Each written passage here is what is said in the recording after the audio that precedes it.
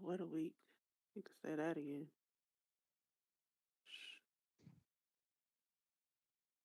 What a week indeed. What a week indeed. How you Yo, guys doing? I was tired, boss. Let me get that link so I can share this out.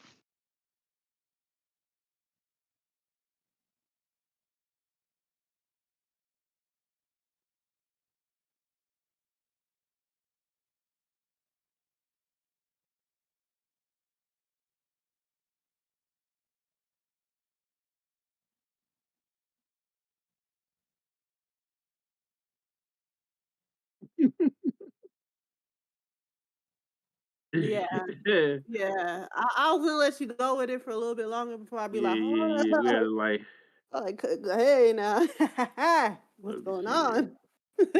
on? Nah, I like that. Handle your business. Oof.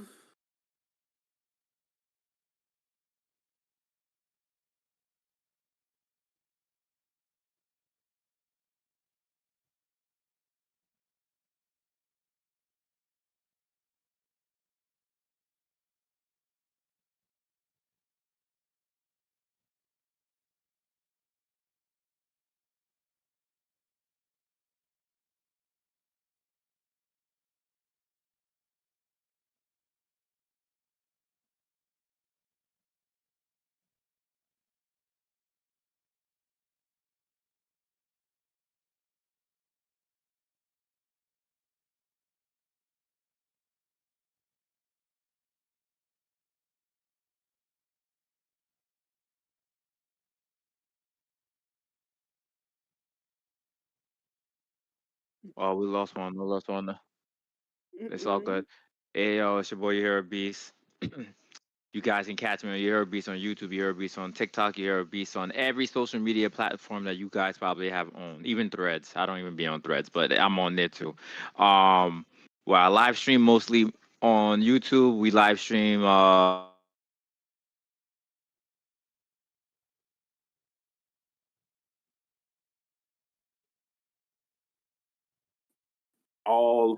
DJ Killzone Jones, all one word.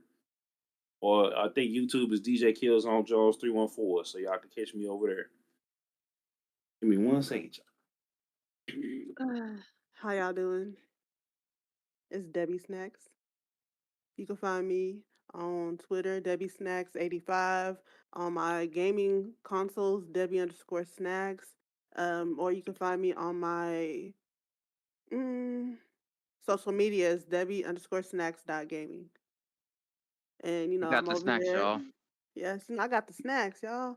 And yeah, of course, like, follow, and share for the Pot Gameplay podcast. We are always here to give you the news you need.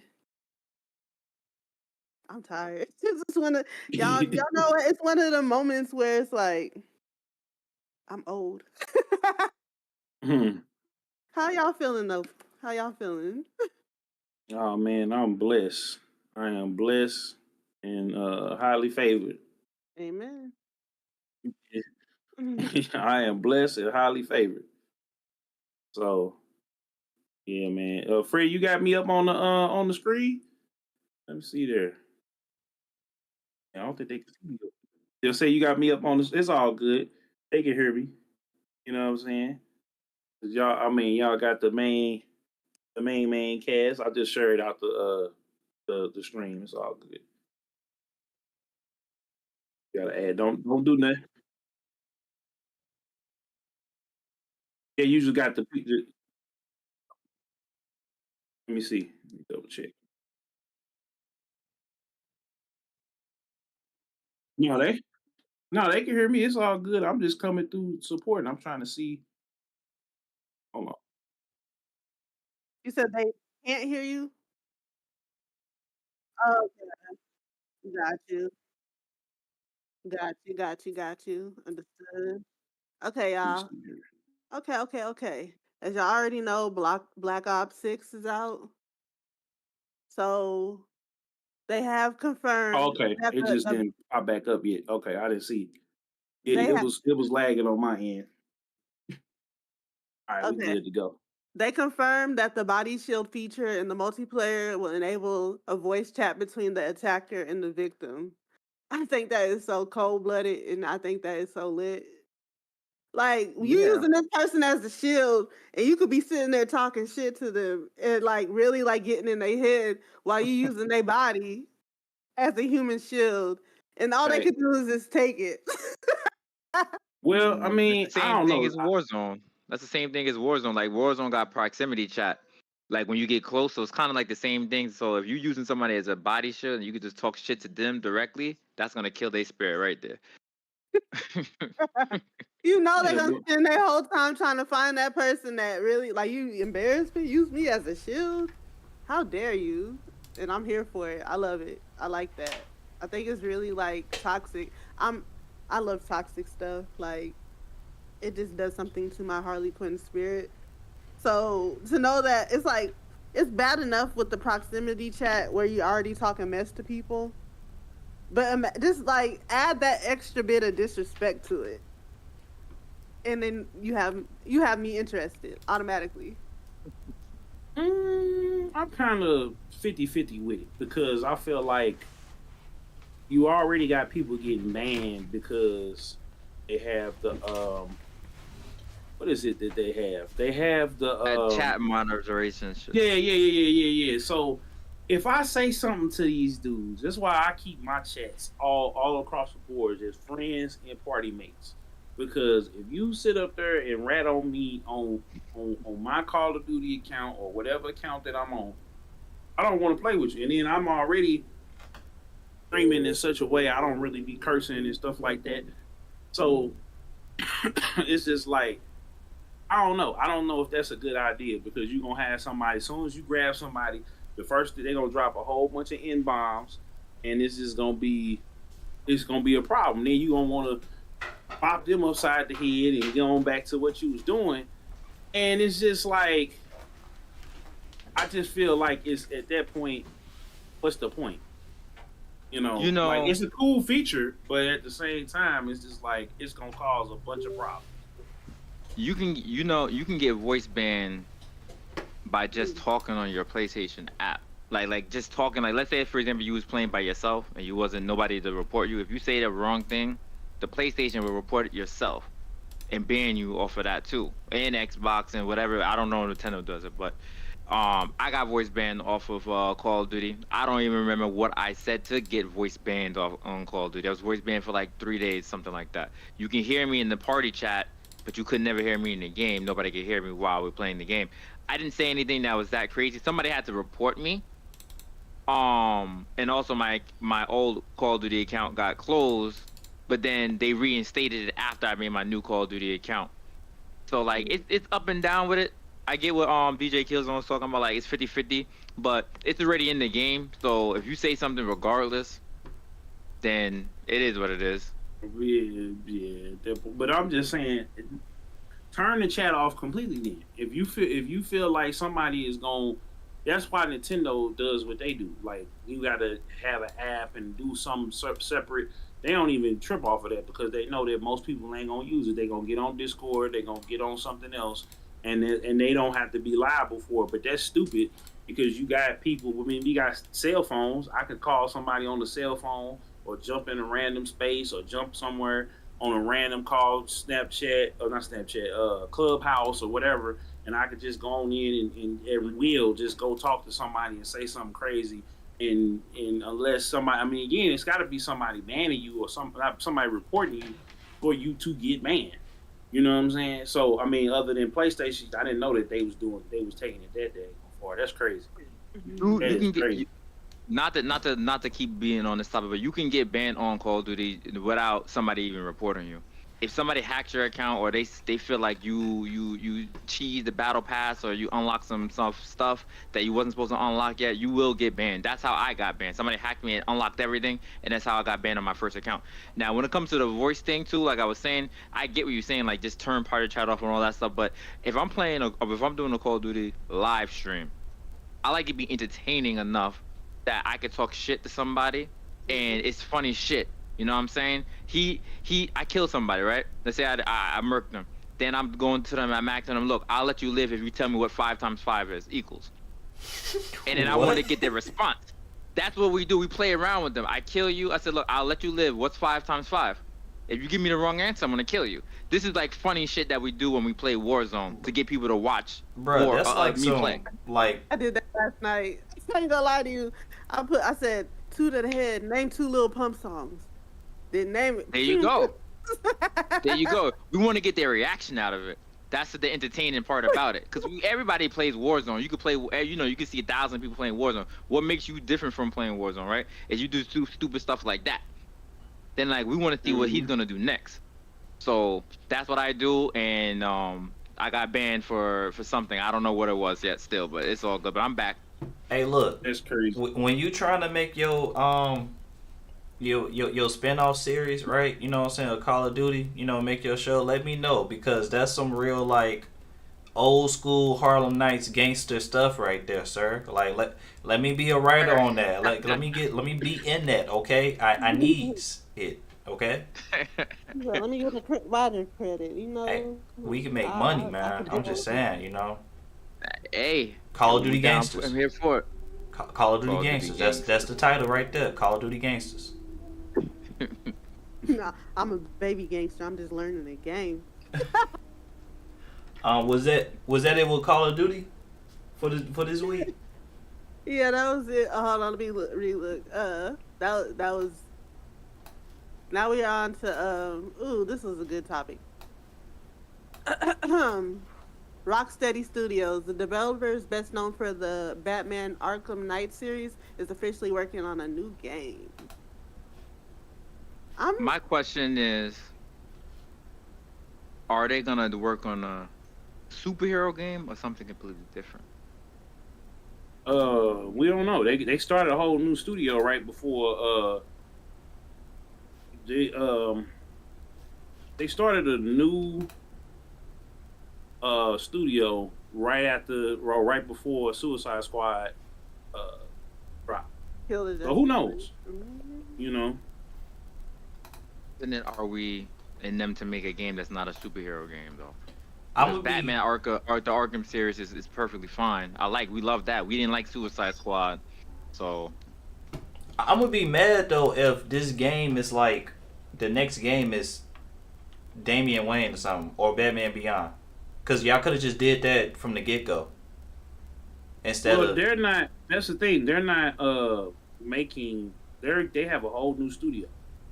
So, are you saying you said Rocksteady, or you said the people from Rocksteady? Because they left and made, I forget the name of the studio, but they left right before Suicide Squad. Yeah, so the head people. Now the report is talking about Rocksteady in general. Specific studio.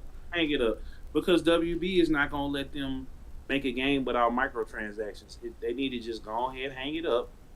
Stop quick while they're ahead and go on about their business, because it doesn't make sense for you to keep on making games, and you've made 2 games so far. 3 really if you count Multiverses. Now Multiverses is somewhat of a hit. People playing it. It's got a decent player base. But that's purely on nostalgia. It's probably the best Smash game that's not Smash. Some people say Nintendo Brawls, but I haven't played that yet. But it's the best Nickelodeon, bro. game. Yeah. Nickelodeon, okay. I haven't played it yet. They got 2 of them out. But the point is, it's the best one, that's out there that's successful. Because I actually like PlayStation All-Stars. I'm one of them people. I do too. But, but financially, it's doing well for them.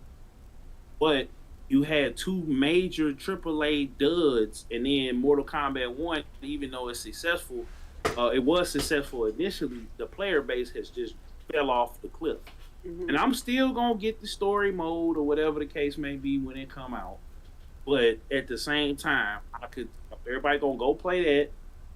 And then, I don't know if they didn't think Homelander, Peacemaker, and what's my man name? Ultraman couldn't bring them.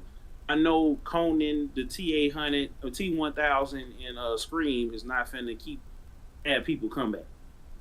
But they said they're going to keep investing in the game, so hopefully it'll get there. Like hopefully they don't just give up on it. Like, and I think that's what they stance is that hey, if we make the initial sales back, which is what they did, they're gonna keep supporting it before they go make another game. But I heard that they might have Injustice 3 on the horizon. So, you know, Wonder Woman's supposed to be coming out for Monolith. So, you know, I don't know. But if they make another game, do a Superman game. You know what I'm saying? Don't do Every another Superman Arkham game game. failed. Yeah, do you think Rocksteady No. can do it though? Like in a current state, from what they have from the Batman games, the Arkham series, and If WB listens to them and not try to make it be like this intensive microtransaction thing, like they have to realize. Like I think the people over there at WB is just incompetent because they got two big AAA duds on their hand. They need to make sure that they're not doing that same thing with Wonder Woman, and if they do the Superman game, they can do the Superman game because you got the traversal pretty much in what's the name Suicide Squad. So all you have to do now is they learn that people want to be able to keep flying and keep shooting. They've learned that people want to, if you have somebody with a grappling hook, let them keep tethering. It's not gonna be like Spider-Man. You gotta have hooks and different, you know, edges of buildings and stuff like that. It's not gonna be like Spider-Man where they just gonna keep swinging. The Superman, the flying mechanics, really. I mean, I'm trying to think of another game. I guess you could say Infamous with the hover, because if you power up that hover in Infamous, you can go from one side of the city to about halfway through it before you got to touch back down. So with Superman, you have to figure out how to have him travel great distances, hover, use his eye beams and ice breath, and just make that combat just as engaging as what is it? As Arkham Knight. Just put it in the air. now quick question for you. What would they go story wise? Would they do, because the Arkham series was continued on in Suicide Squad. So Oh yeah, I still gotta finish it. So I mean, well, you got the multiverse. So the thing is now, let the Arkhamverse end with the MetaQuest game they coming out. Let that end. When that's done, we done with the Arkhamverse. Start a whole new universe. Do Superman, or do Wonder Woman, do Superman, and then do a Batman Beyond game. So if you can do the Superman game, you can do the Batman Beyond game. Matter of fact, the Wonder Woman game could go into the Superman game. You could have old man Superman. You could do Kingdom Come. You could do a bunch of stuff. And if you want to have Batman and Wonder Woman, now you can have Batman and Wonder Woman. They could do a Kingdom Come game. If they don't do Kingdom Come as, say, a DC animated thing, or they don't do it in the next phase of the James Gunn thing, do Kingdom Come with Superman. Do Superman, call it Superman Kingdom Come. And you play a couple levels as Wonder Woman. She'll play as the same way she plays in the Wonder Woman game. You got Batman playing the same way he played in the Arkham games, but the main story is Superman. now I'm gonna be real. I don't. My bad. I don't think that if it was my choice, I wouldn't combine the universes. I just like, look, the Wonder Woman game is a standalone game. I think they should go like a Damian Wayne, you know what I'm saying, for their next game, for the next Arkham type game, you know what I'm saying. James Gunn already said that he's going to combine the games and the TV animated and the live action movies. So yeah. you know that's gonna be a hassle because he should have learned by like the thing with that is, and Marvel already tried it, and he's already shooting himself in the foot. Even if it's all good, everybody isn't gonna go and watch a 13 episode or 12 episode miniseries or a series. I think it can be And then done. go I think it can be done if you tell great stories in these projects, no matter if it's a movie, game, or whatever like that, and to where you don't have to necessarily watch everything. Like, not everything is connected, but everything doesn't have to be, everything don't have to be watched. You know what I'm saying? Don't have to be experienced. It's just these characters are having their own, you know what I'm saying, their adventures through this medium. I think it can be done. I just don't think that right now is the best time to do it. Excuse me. I think that there should still be Elseworld stories. You know what I'm saying? Like how you said with the multiverse. You can have a Wonder Woman game be a standalone game, but still have, like, let's say a Justice League game that's connected to the DCEU. You know what I'm saying? Or DCU, whatever it's called right now. I think that they should do both ways. You know what I'm saying? They should have the connected games with the movies and the animated series, because I think that is a good idea, at least for DC right now, but still have our, let's say, Batman Arkham, right? Because Batman Arkham Asylum came out at the same time as The Dark Knight, and those two movies have nothing in correlation with each other, but yet they are two. Batman Arkham Asylum and The Dark Knight, or at least Batman Begins, those are two of the most beloved superhero projects and movies and video games respectively. You know what I'm saying? But they don't connect.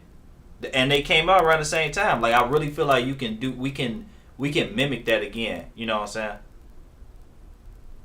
Yeah, I mean, you can, but it's like he's already came out and said that. So when you didn't decide it, when you put this pressure on your team, and that's another thing. They keep making these games be so expensive, and they keep on trying to turn them a profit because they want to just keep getting that bag from the shareholders. See, the shareholders, when they pay the executives and stuff like that, they get their cut for the whole year. They get their whole salary. It's promised the whole year. They get it, every 4 quarters. So they really don't care if the game sells or not. I mean, they care if it sells, but if it don't, they're going to figure out a way to write it off and try to get some more money. Yeah. At the end, and then if it fails, if they keep failing, then they'll just go somewhere else, start over, and then all those people in the company is in shambles. But if you say, hey, y'all go make the game y'all actually want to make and make it try to make it as cheap as possible. But when they get these budgets, a lot of times they give them a budget that they don't really need or can't work with, and then they go over budget. Right. You know what I'm saying? And then it just keeps skyrocketing, and then the game got to turn a profit. And that's why, especially when you're dealing with licenses, because Spider-Man probably was one of the best-selling PS5 games, but they probably took Marvel probably took half of that profit. So now I got to bust it down I got to take it for Sony, and then I got to bust it down with Insomniac. So well, just to stay on DC real quick. Remember, James Gunn still said that he likes Elseworld stories because he's doing it with the movies. Like it's okay you know what I'm saying, the Batman. It's okay to have the Batman. Which that sounds kind of crazy, but it's okay to have that even with a connected universe. I do think they still. I think they still will do that with the games. I think it's a smart thing. You know what I'm saying? Still have the Elseworld stories because have it separate from them. Don't connect everything just to connect everything. Because right. then you're gonna pigeonhole yourself. Because we seen it with Marvel. It has to be consistently good for people to watch it. And I think now it's too much content. It's too much content, and people don't really have. Unless you a kid, that all you gotta do is come home and do your chores and and do your homework. You ain't got time like that. You know what I'm saying? Grown people ain't got time like that, and that's the people who gonna buy it and share it with their kids or their family or whatever the case may be. These kids is playing Roblox, Fortnite, Call of Duty, the same conversation we be having. So it's like they gotta make something that's gonna make the earth shake. Like with we gonna get to it later, but with Black Myth Wukong, that came out of. I mean, we've had Monkey King and stuff like that. They came out. And they had, what was it, Wulong Forgotten Dynasty on Xbox earlier. That's what it's called, I think. But yeah, we had that. So now, with this game, it came out of nowhere. Nobody was expecting it. They made it for a specific budget, a modest budget. Same thing with Stellar Blade. And then they sold like hotcakes. So if you're going to take a property, you gotta make sure that it's fire, because we've seen it with Star Wars Outlaws, which I played the first couple of hours. Oh snap! You even started now. Yeah, I was about to say let's get into unless somebody else. Hold on, real quick. Yeah. Is it safe to assume that whatever game that Rocksteady is gonna make, it's not gonna be on this current generation? It'll be next generation because they just started to make it now. I think it's safe Correct. to Most assume likely. that either that or it's gonna be. It could be a cross-gen game, but The end of the life cycle in the beginning of the new life cycle. yeah, Mhm. like I don't that game ain't nowhere near ready to come out whatsoever. Like they just started that shit. And most people ain't Right. even got a PlayStation 5 or Series X or S. That's People true. still That's playing. true. People still playing Call of. They still putting Call of Duty on PlayStation 4 and on Xbox One. Yeah. So let me real quick before we go to the next topic. Let me talk about that. So yes, a lot of the games that people play, like you said, Roblox, Fortnite, Call of Duty, all these games are available on PS4. What is the incentive to go buy a PS5 if that's the only games that you're playing? You don't even have a 4K TV most of the time, and these are little kids we're talking about. There's no incentive to go buy a PS5 if all these games are coming out on PS4 too, and you don't even have a 4K TV because you're a little kid. Like now, like me, you, and everybody else that's in the chat, 4K TV. We want the newest and latest, greatest. We're gonna buy that. But little kids though playing Fortnite, they don't really need that. They don't really No. need that. Like my wife still plays Sims 4 on my PS4 Pro. There's no need for her to upgrade to do anything. You know what I mean? So that's why. I always say too, like I really think that your TV should be the first thing that you upgrade because no matter what you plan on, what you streaming movies, you playing it from a DVD, from a disc, you playing video games, you're streaming video games, whatever you're doing. Once you upgrade your TV, it's always gonna be an upgrade to whatever you're doing because you upgraded your TV. So like I always recommend updating the TV first, upgrading TV first, and then going with the upgrade. Let's say PS5 Pro, um, uh, or PS5. You know what I'm saying, from a PS4. Or Switch OLED. Switch OLED. Switch exactly. Like and the Switch OLED is a prime example. The Switch itself, really, all it did was get a TV upgrade. If you really think about it, there's not really Made it big. 10 times better. Say again. That's it. No, it made it 10 times better. It made me actually want to play the Switch. Legit. Before you even get before you even get a Switch 2, you know. So it's like the TV always come first, in my opinion, and then upgrade everything else. Because then it won't be like, oh, I got a PS4 Pro from a PS4, and I didn't upgrade my TV, so I either can't take advantage of the benefits that this new technology can give, or I'm not seeing a really big jump from what I had because you didn't go through the necessary upgrades yet. So yeah, I feel you. but yeah, So what? before that PS5, people getting the PS5 from PS4. Even if you're on the PS4 Pro, get that TV first, and then get the PS5 because you're not finna You'll be see able to nothing. fully enjoy it. Yep, you'll be able to You fully spinning, enjoy you it. spinning your wheels. It's about time me. I have a 4K TV, but it's about time for me to upgrade. Right to OLED. Yeah. Like yeah, that's the next step, and then once you upgrade your OLED TV, you get the 120, 140 something freaking frames. You got 144 hertz TV or something like that, and it's like, then you get the PS5 Pro. Come on, dog. Like You're gonna have that 8K on there. man, like You know? that we really can't take advantage of, but it's still there just to have. Yeah, like might as well. Yep. I mean, I'm getting a It's PS5 just, Pro before my TV though. I ain't gonna lie. I know I just said all that, but like I don't I'm know. getting my I Pro don't before a new TV. I'm gonna get the OLED though. Get an OLED pretty soon. I don't know, man, because I feel it's no reason to get a PS5 Pro. Well, okay, Like, let's we got that on the topic. Keep your thoughts, Okay. DJ Killzone, because I want to talk about this. But did Debbie Beast? Did y'all have any other thoughts on Rocksteady? No, because I want to No. see what they do. Like, it's like when it comes to the Suicide Squad probably it's like it leaves that taste in people's mouths. So they gotta have to really do something. Like I want to see what game they do. I'm not ready to just like write them off. Like some of the comments that people are making are saying, "Really? Right after Suicide Squad?" And then it's just a lot of like back talk.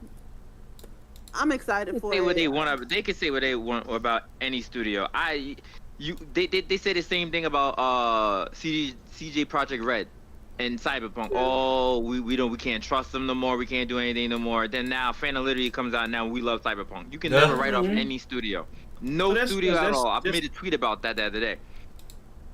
that's because this is the thing about it. That's how the industry on the top works.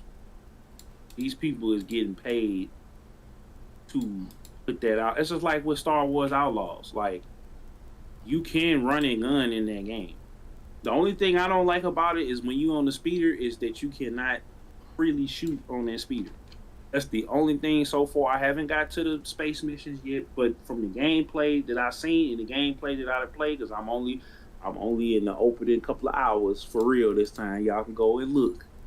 I know somebody gonna say something, but the point is, from what I played, and I'm gonna get back to it later on after I play some more of this Call of Duty. It is not a bad game. It's actually better to me than a lot of the Ubisoft games that has came out recently. It still got that clickiness, like you have to hit certain buttons to do certain things at certain times, and if you do something, if you deviate, you can get stuck somewhere or whatever the case may be.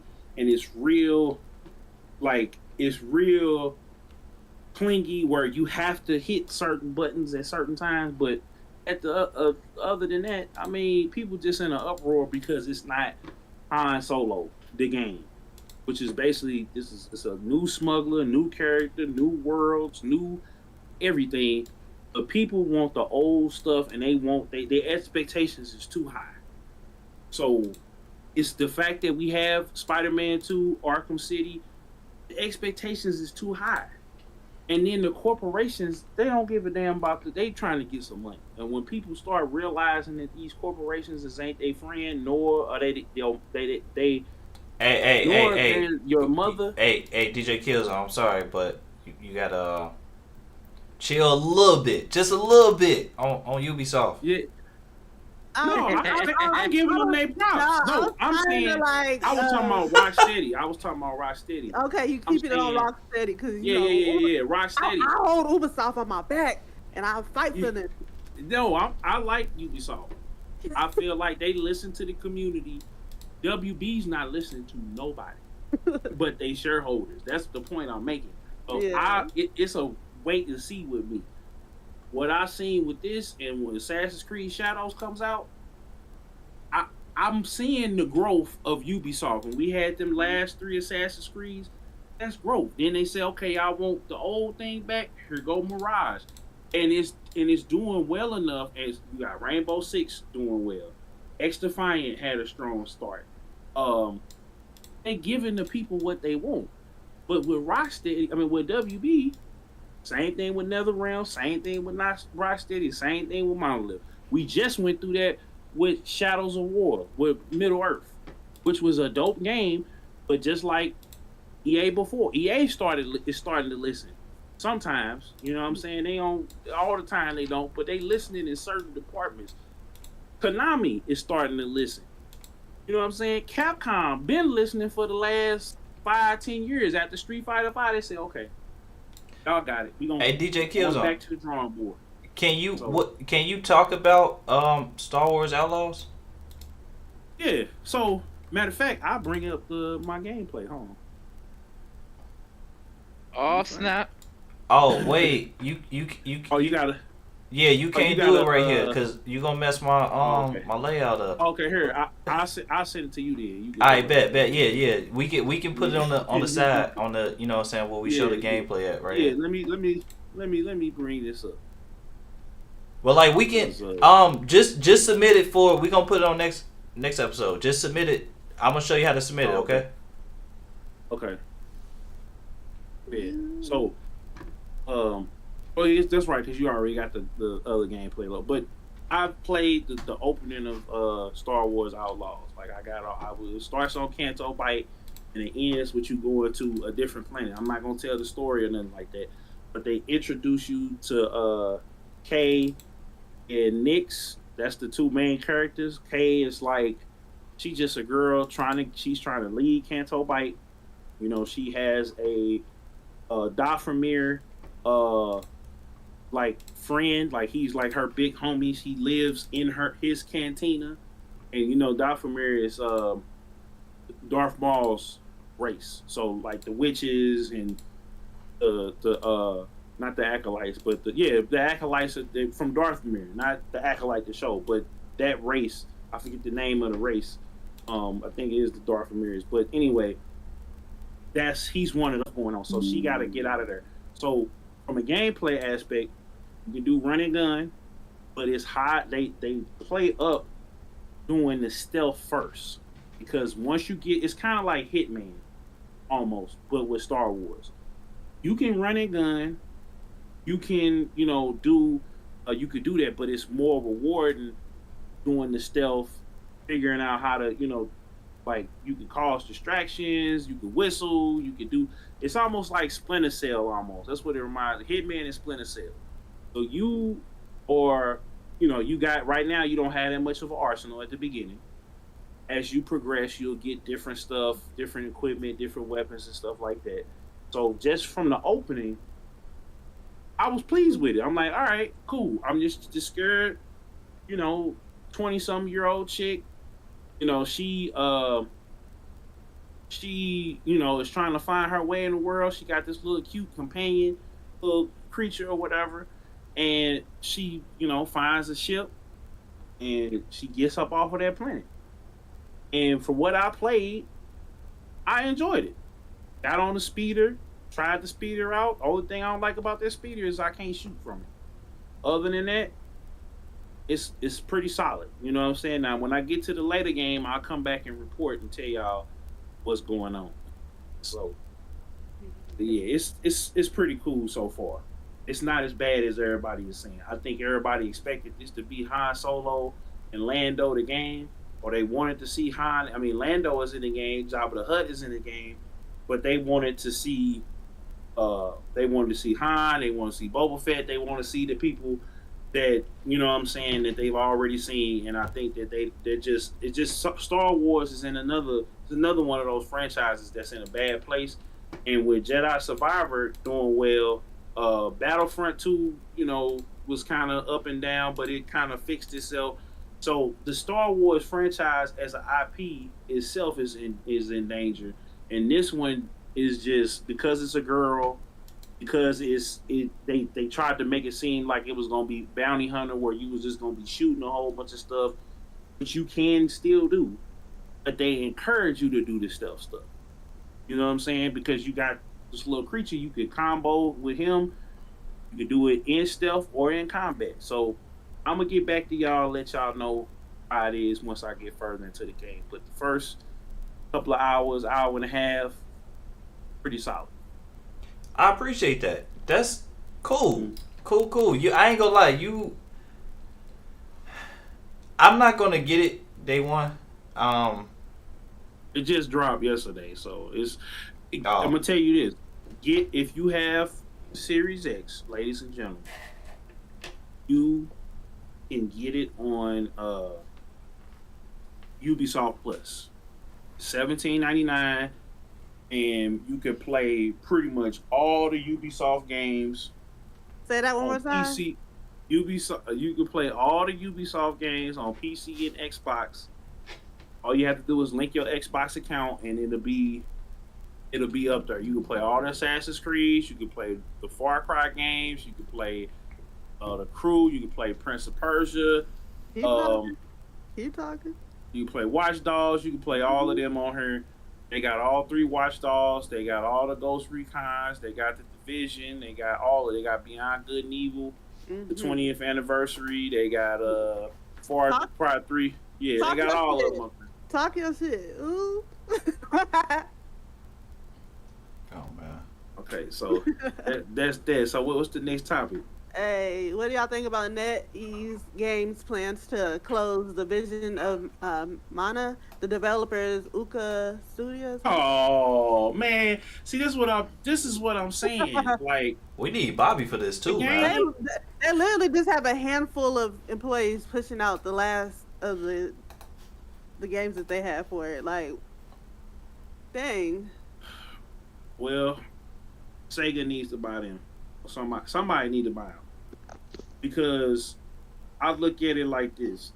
Again, it's another studio that has to hit a quota because they took too much money and they required them to use a set budget for the higher ups to be able to get that money. So all the developers gonna get fired, all the artists gonna get fired, all the voice acting people gonna get fired. All of that because, and I seen the developer of Tales of Mine that just came out. It just came out. Looked beautiful. I haven't played Secret of Mana in a long time. I played a lot of them JRPGs back in the day, and it's all a blur because I just played them. I broke the hinge on my SP playing Kingdom Hearts Chain of Memories. So, you know what I'm saying? You rage at it? No, I just got good at it. It was just I got a little setup. I forgot that little spirit bomb that Sora had. I was able to like chain it to some other stuff, and so I had my deck set up. But when you got to I forgot, not Xehanort, but the dude that was over them last three bosses. So like Axel and the dude over Organization 13, he was worse to me than Xehanort on not Xehanort, Sephiroth. I still ain't beat Sephiroth, but I beat him. And I played that on like normal or something like that. So I can only imagine on the higher difficulties. Like he was just, especially on there now on the PlayStation, I ain't played the remake. But on Game Boy Advance, I broke the hinge on that bad boy. But anyway, back to the to them. Well, you said NS. What's the name? Tell me the name of it again, Debbie. For you talking about the NetEase? NetEase, yeah. Oh yeah, the man. NetEase games. But they said that they've been cutting people off since spring. So, and then they said that they Still, have, You talking about the Vision of Mana, Leo? yeah. Mm. Man, this is my thing. A 3-game deal or something that they still have to roll out. So they still have staff on. Like they still have staff for that, but they literally cut off everybody. Everybody got their pink slip. But see, this is my thing. They knew that. They knew that these people, it wasn't making enough money. So they decided, okay, we're going to get one big old bag from our shareholders and we're going to make 3 games. We're going to hold these people and pay them, but we're going to have to fire. Why don't you just go to your team and say, yo, this is the last 3 games that we're going to make with y'all. We're just letting y'all know before the year gets started because we're giving you enough time to either figure out what you're going to do or y'all can put y'all heart and soul in this. Y'all can all get on social media. Y'all can start leaking stuff, start hyping up the game, start doing, you know what I'm saying? Because, I mean, Fortnite be doing it. Call of Duty be doing it. All the GTA be doing it. Didn't I just say that last episode that I think that Call of Duty leaked their own shit? Yeah, you did. They do it all the time. They pay something like the GTA thing. You ain't heard nothing from that dude. They sent the feds over there. That was just something to keep the shareholders. They did that leak on purpose, so the shareholders will come with that bag. And after you clear $1 billion, they still want more money. They got everybody on the shareholders and in their head office got to get a yacht. They all got to get the yacht down there in my. They want when they do the GTA 6 launch party, they want the whole dock to be the shareholders and everything yacht. Because you can't tell me that these smaller companies, these Japanese companies, can't let these people know in advance. That's why I like Nintendo. Nintendo, they'll say, hey, we'll let you do Star Fox. We'll let you do F-Zero. If it pop, it pop.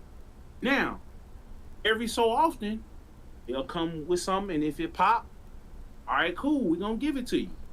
So we might be another. I don't know if they put Star Fox Zero on the Switch, right? Because that's the only game they haven't put on there. If they redid them controls and gave it them N64 controls and let everybody play it like that, I guarantee you we'll get another Star Fox. You know what I'm saying? Because I It's think all it was about just money, baby. But again, they don't. Nintendo is profiting. They started off at a profit. They sell the consoles at a profit. So even though they lost on Virtual Boy, N64, and Wii U, N64 caught back up. They still, and even with GameCube to a certain extent, they still was able to keep all their people. They may have they don't never have more than maybe 100 layoffs, and the people that they laying off is play testers, contractors. They ain't letting their core people. Them people been there for decades. But you mean to tell me these other companies can't? This is why I don't. I talk business. I done kind of got away from like the games because I didn't play so many games in my lifetime. I'm sure y'all had too. But I really did, being from where I'm from. Wait, what you mean you got away from the games? What you mean, DJ Killzone? What you I talking ain't about, get away sir? from them, but I'm saying like I'm not so immersed in these worlds like that because you can see everything is a money grab.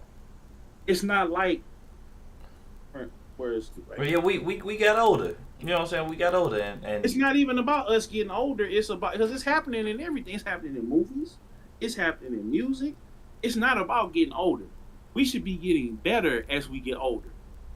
The movies and the games in the 70s and 80s and the 90s, things got better. We went from skee ball to pinball to Pac-Man to the Atari to the NES. We went. Here it is. We went from greater to greater. We didn't go backwards. Gaming is going backwards because they've made it all about money. They want it like I love Jeff. Shout out to him for keep letting me do all these events. And I know I'm a quote unquote small creator, but whatever. I don't put. We prefer the term up and coming. I don't even put that on there. I because I ain't even gonna fix the numbers right quick. But I'm just saying, it's not about. It shouldn't be about numbers and money. The gaming industry is trying to be like Hollywood.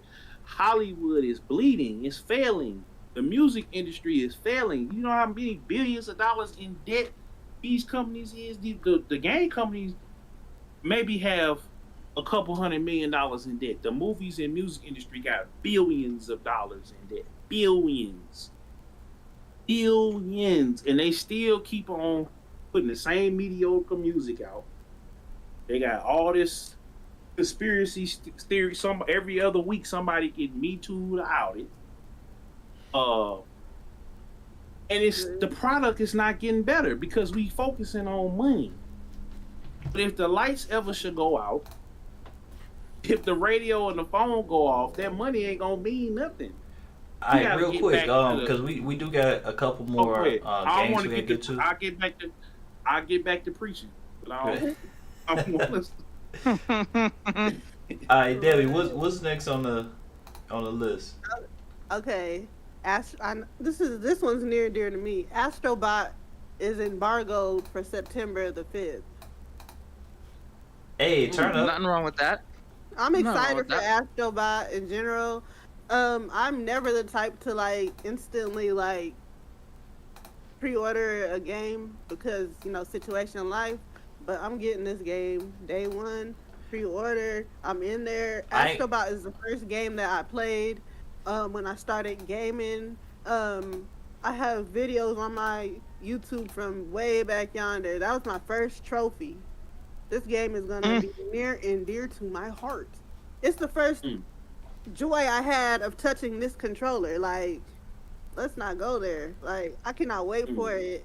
And they got a badass controller to go with it if you go to Walmart. That controller is fire. That is legit fire. It is fire. I like the size. I like the blue glossy sides. Like, I like the eyes. That got me. The little yeah, eyes in them. I was like, Mm-hmm. Mm-hmm. Yeah, I mean, that's a game that they let Sony let them go and make, and you can tell because it's gonna be 30 years of PlayStation celebrated in one game, and legit. that's what They I'm need to do talking that about. more often. They need to do that more often. They need to let certain developers make their own game instead of forcing a multiplayer agenda or anything like that. Like you don't even need multiplayer on Astrobot to enjoy Astrobot. The Honestly, Exactly. hype in for my Astrobot is opinion, crazy. that's I'm sorry. That's But that's what it should be. That's what game design should be. Like, of course, you know, PlayStation need a certain game, right, or a certain type of games.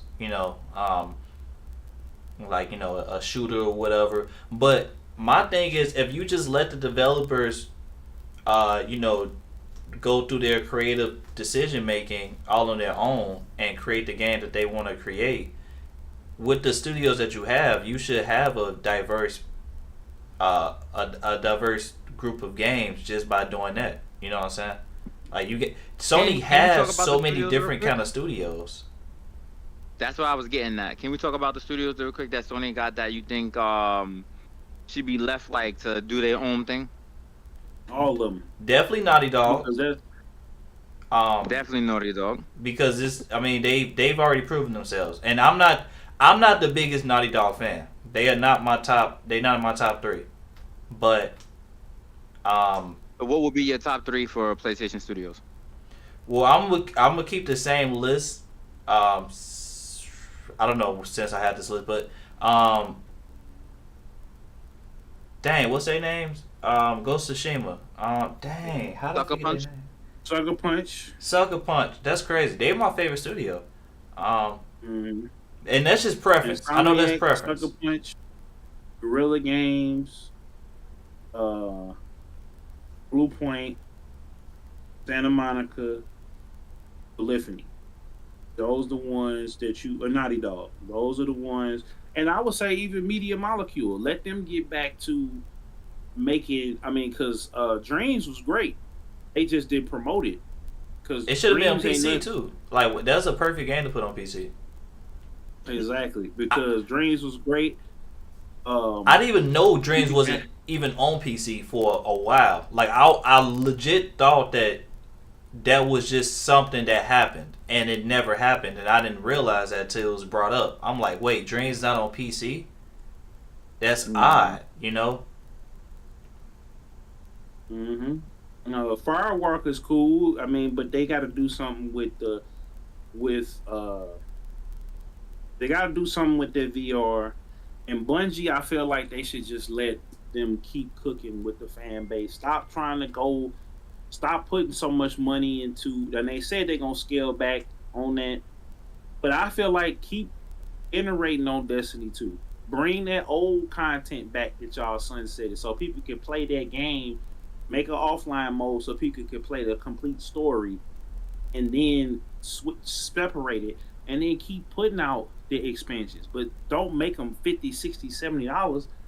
Make them $30, $20. Wait, They what you don't game? need to be Destiny. Destiny 2 can keep honestly, in my honest opinion, keep going. But if they end up going to Destiny 3, right? You need to find a way to bring all your loot and everything forward. And then you need to make a offline mode so that people can play all of the story content from start to finish. They could do raids, people could do co-op in there, and then have the online map to where you have the updates and sunsetting and all of that. But to cut out all that old content that you lost, you know what I'm saying? That didn't make sense because you're on PS4 when the game dropped, but I mean, Bungie could cook, let Marathon do his thing. I know they lost a director because the director was being a creep. But pull back on all them looter shooters and all them online projects. Bungie just needs to do Destiny and do it well, and they need to have a difficulty cap. So if I want to play this game on a hard level, and I'm playing it single player hard, and I'm playing it online on the same. It needs to be a base difficulty for the people that's new, and then when they go through that play, just like with Borderlands, I should be able to play through that whole game, start to finish, one difficulty, and it needs to be put in a way to where it's not all these different systems or all these different. I don't need to hit a button to start the mission. I should be able to walk onto this spot. Okay, the barriers come up.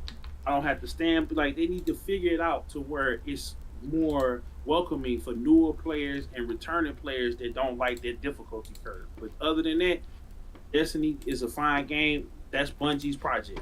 Let them keep doing. So you would want Bungie just to be the Destiny studio, and that's the only thing, kind of like like that's their Call of Duty basically. That's what you would say. You wouldn't want them to work on any new projects. Yes, until they get to a point that is successful enough to where, because this is all they've been doing, until it's successful enough to sustain itself and to keep sustaining itself to where people want to keep playing it. And yes, because was Destiny 2 not successful? It was initially, and with the first couple of DLCs, but because Destiny is such a hard game and it's a team-based game, they don't have it set up to where you can do a single player and with a team. They don't have, it's not dynamic enough. The worlds is too big. You got to travel on a little speeder or whatever, and you doing different objectives. Like, they need to make their gameplay a little bit more dynamic. So if I'm a shaman, I got shaman abilities. It's not tied to a cooldown. I should be able to dodge and move around and not be chained to this cooldown. They need to speed that up, put more enemies on screen, put more things to do. Like, all right, if we attacking this castle, we need to be trying to attack it with our speeders, and what we should be able to fly our ships and be able to come down and take the, because they in the cutscenes fighting on the ships. Mm-hmm. Can we fill up on the ships? That's what they need to focus on. Is that they need to make their game dynamic and more fun and inviting and lower that difficulty and stay on Destiny. They said this is what they wanted to do with it, so make it do what it do. My bad, y'all, if I'm being long-winded, but so. No, I'm just asking you a question. Oh, I can't hear you. You had muted yourself, Euro. Or your mic, I don't know. We can't hear you. Yeah, you might, but it was successful, Euro. It wasn't. You probably just hit the mute on your on Discord. So either that or your battery died if you got Bluetooth headset. Anytime I get a phone call, it does this, and then I gotta reset it up again. Oh, okay, okay, there. But no, it was successful. But these last 3 expansions is so worse than the last one. Yeah, Destiny, Bungie lost a lot of money. So Destiny was successful, but they in like the past, I think, year or a year from their last expansion or whatever. I know the last expansion just came out, but they lost a tremendous amount of money on Destiny to the point where Destiny damn near like, I don't think it broke even. Don't get me wrong. Like, I think they still made a profit from it, but they lost so much money to the point where it's like it's literally like a case can be made that Destiny 2 legit broke even, and that's not the right thing to say at all when it comes to a game like Destiny 2 and how much money they made from it. But I'm gonna be real. I think they need to take a break. Like I play Destiny 1, play Destiny 2. I'm not the biggest fan of it. I'm gonna be real with you. I know there's a lot of people out here that are legit Destiny stans. I'm not one of them. I'm not going to even play like I'm one of them. I do like their game. I do think Destiny is one of the best shooters out that ever came out. Shooting wise, like mechanic wise, shooting mechanics is one of the best shooters that ever came out. But I think they need to take a break. They need to stop. Bungie's acquisition has not been. We haven't seen any improvements from acquiring Bungie. Like, nothing really happened when it came to acquiring Bungie for PlayStation. So So, but you know the reason why they acquired Bungie was because the Bungie is supposed to be like a support team to help out with all the live service games for any of the other developers. It wasn't really because of just Destiny, because Destiny 2 rather has been out for since last gen. It was just Right. they was going to be a support team into building the architecture for all the other developers that wanted to do live service games. That's the only reason why Sony brought them in the first place. Was that. Which So, should have been. I think that strategy could have worked, especially worked better now if they bought Bungie earlier on to do that, because you're buying Bungie for that simple fact, right? As a support studio or the advisory studio, but you get other studios that they are trying to advise. The studios they're trying to advise, they've already been making their games. Like, their games have been in development for a while. You know what I'm saying? This plan was in effect for a while. So now they're not working on the foundations of these games. They are coming in trying to course correct the games where they already been at. And that's studio interference at that point. You know what I'm saying? Let these people Bungie. Like, all right, out of all the studios that Sony has, Sony's been trying to do multiplayer games for years and years and years. That was they tried it in the PS3 era. They did not try it in the PS4 era. They just went straight single player. Most of their studios did single player stuff. Out of all the studios, we gotta say, like, none of them really have multiplayer experience or online experience like that. Which is crazy to say, because coming from PlayStation, all their games had multiplayer. Legit, every single game that PlayStation had came out on a PS3, and then I ain't gonna lie, a lot of the games on the PS4, all the games had multi. Hell, I'm gonna be real, it started in the PS2 era, but definitely PS3 and somewhat of PS4. They went away from that though. Like, the tacked on multiplayer was some of the best experiences we had in multiplayer. Call of Duty Zombies was a tacked on multiplayer experience. You know what I'm saying? Something as big as Call of Duty, they had a tacked on multiplayer. And a lot of times when these tacked on multiplayers are made for these big companies, they become successful. Maybe not breaking numbers, but shoot, there were way more people playing Resistance and Killzone that's playing Concord right now. Unfortunately, I really hate to say that, but that's the facts. It's a different type of dynamic, because those games had single player and people were so hyped for those games, and those are the only games that those people can play. Back in the PS3 era, there wasn't that many free to play games. Now there's a lot of free to play games. So now when you have a Concord, this is what I was getting at. Even though we were way off topic now, but even though we have Concord and you pay $40 for the game, I'd rather pay money for my game up front than to pay for microtransactions down the line. During the PS3 era, there was no free-to-play games like that. No facts. No, it wasn't. Facts. So Killzone and Resistance and Halo and Gears and all these games, online Call of Duty and Battlefield, all these games that we was playing there, we had to pay full price, but we did have to pay, what was that shit? The online pass. Then we had like an online pass or something like that. That came later. We had to pay the season pass. That's what they had. So they did the season online pass and stuff like that. The online pass was to counteract GameStop, but then they realized that shoot. You can't count on them. That's what I'm saying. So it's like you gonna lock people out, and then they discontinued that. So they started that, but then they was like, all right, well, that ain't gonna make sense. Let's just go ahead and just make it, because otherwise we're gonna lock people out of the game who may not have internet or whatever the case may be. So they tried that, but then what ended up happening was, hey, free to play. Warframe came out. Blacklight Retribution came out. What else came out back then? I'm trying. That was at the beginning of the and that was really PlayStation that started that. And then you of course you had we had on Xbox. We had Killer Instinct on Xbox One. You had the genesis of that. And then Fortnite came and PUBG came and everything else came after that. So now, if you go, where's my controller? I'm gonna look and see what's free to play right now. Everything. Like, I'm about to look and see like what is legit free to play.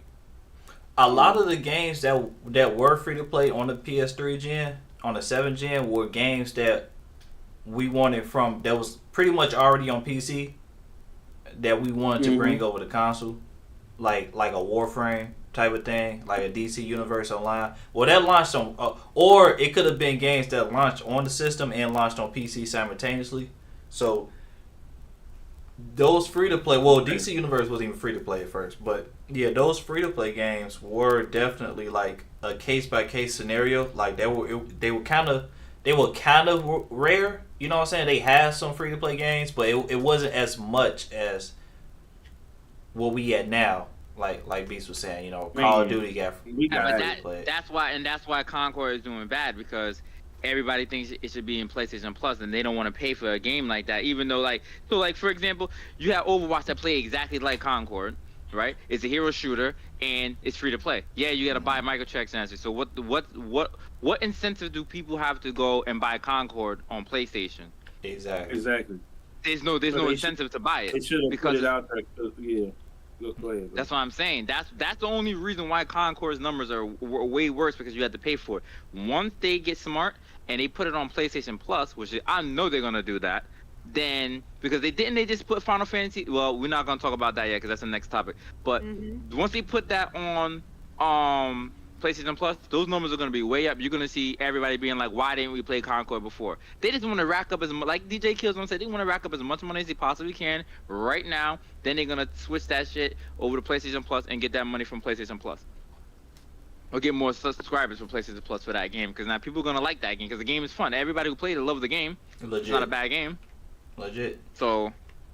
Yep. I mean, that's what they should just switch it over, make the $40 be the thing where you get all of the characters. That's what Killer Instinct did. You could have bought it, and then they had the same.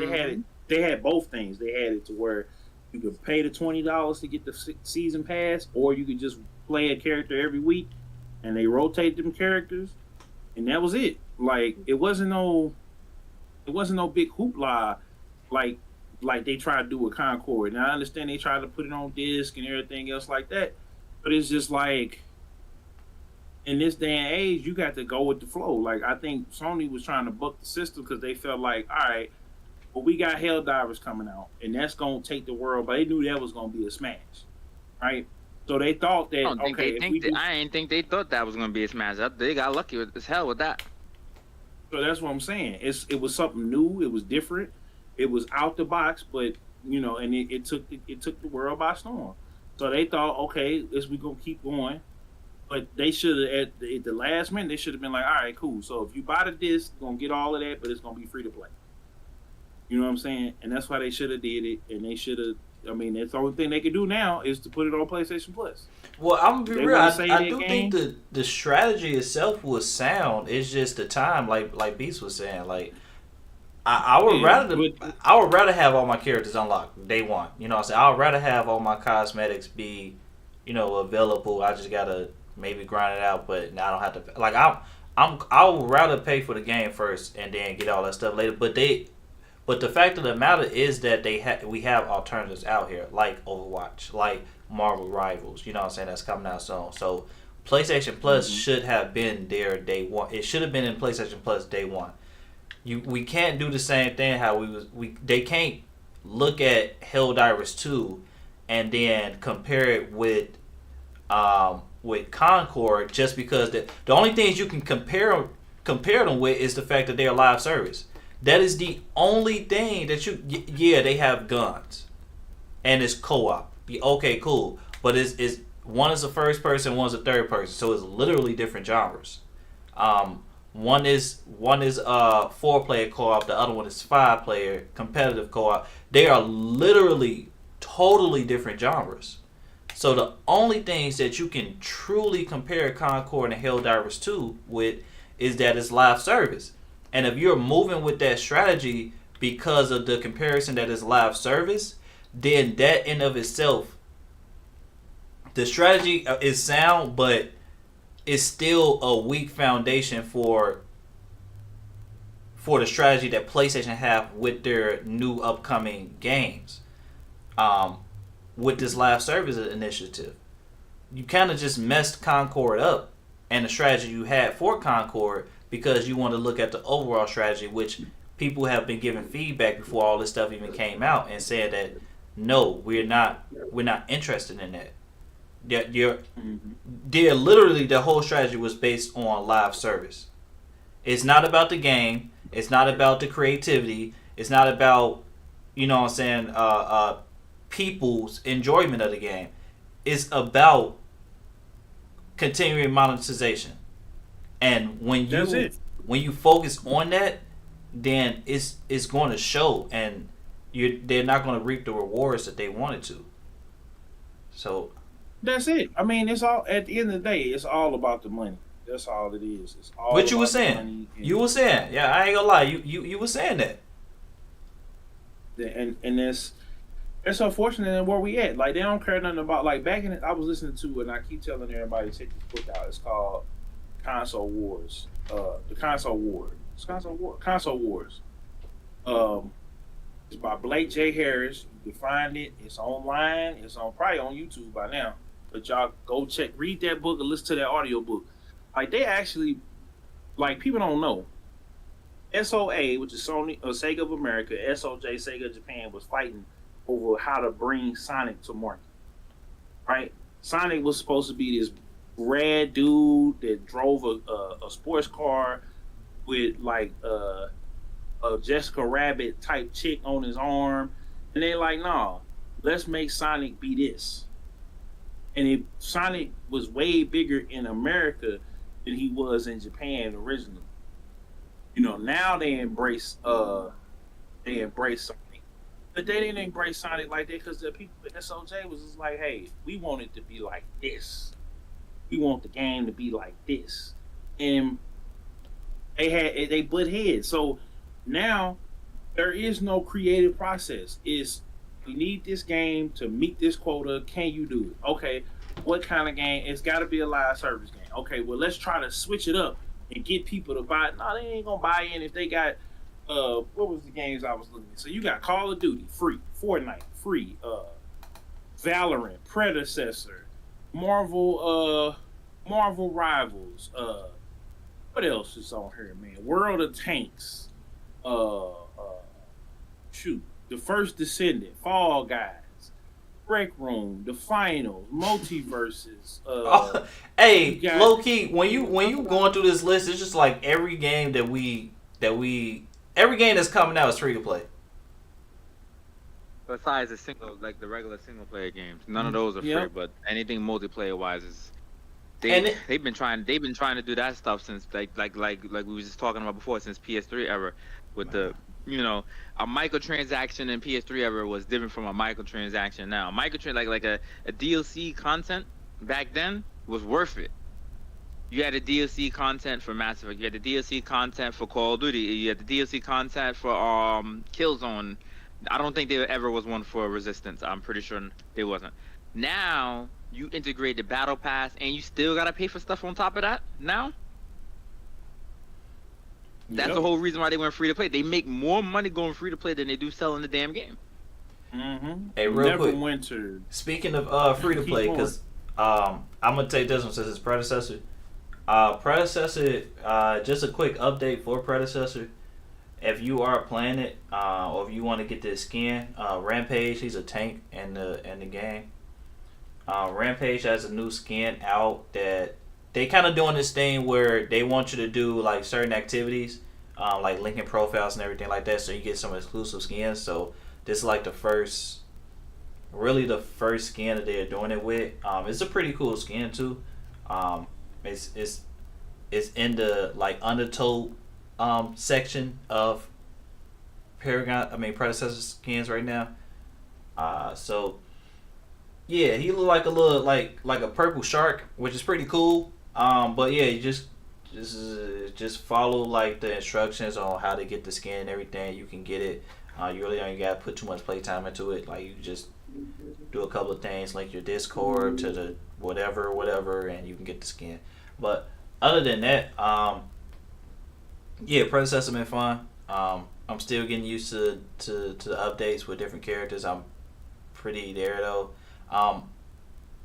I do just want to mention this though because Bobby keep talking to me about Predecessor in the Discord and everything like that, and like I haven't been streaming that much, so I'm gonna be real. It's kind of difficult because a lot of people, and I said this before, but a lot of people on predecessor are pretty new. So like I keep getting, and matchmaking still need a little bit of tweaks. I keep getting matched with inexperienced players, and we are going against a group of players that are experienced. So like my teammates just sometimes don't be knowing what to do. And even if they know how to play the game, they just still like they haven't had the experience yet, so they make questionable moves that some people just wouldn't make no more. So yeah, it's kind of a difficult time at some points. Like I can't really rank up that much because I keep getting paired with these people, and I'm going against a whole squad of more experienced people. It shouldn't be like that because it's ranked, but they just got fine tuned ranked a little bit more. And then yeah, but that's just an update on my time with predecessor and everything. Other than that, well, what's next on the list, Debbie? Okay, Final Fantasy 16 says it's part of the PlayStation Plus Extra and Premium in the PS stores. Yep, this is exactly what I was talking about. So the game don't sell as well.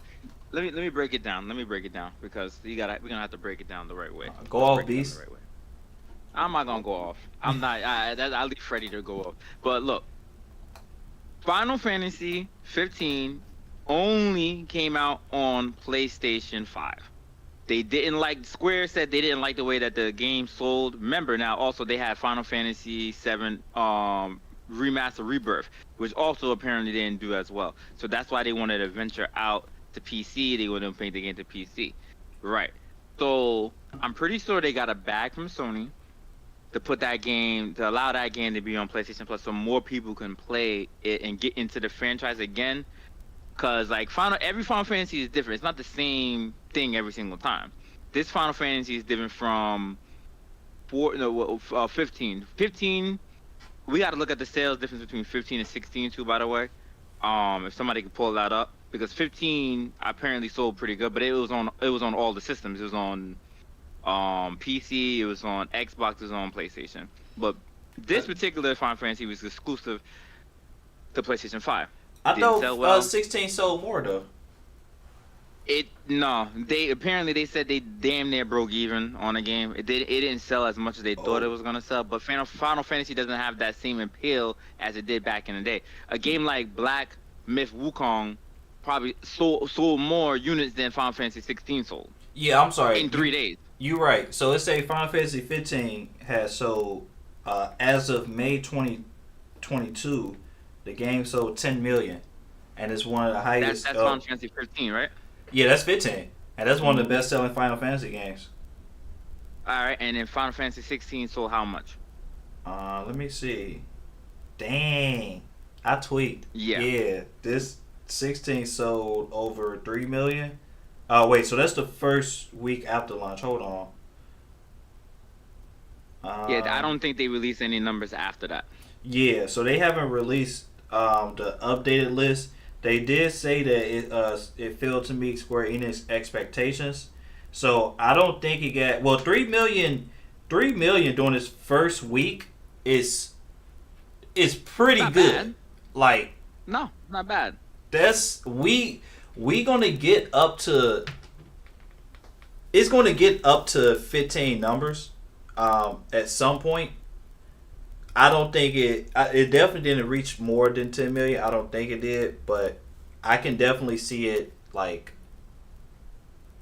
can see it reaching that 10 million sometime. They released this game. Which Final Fantasy is a well-known franchise and one of the most highest selling franchises of all time. Yeah. They're one of the highest selling franchises of all time. Up there with Mario and the Pokemon and stuff like that. I think it's like the 4th or the 5th, Grand Theft Auto. They sold a lot in the franchise.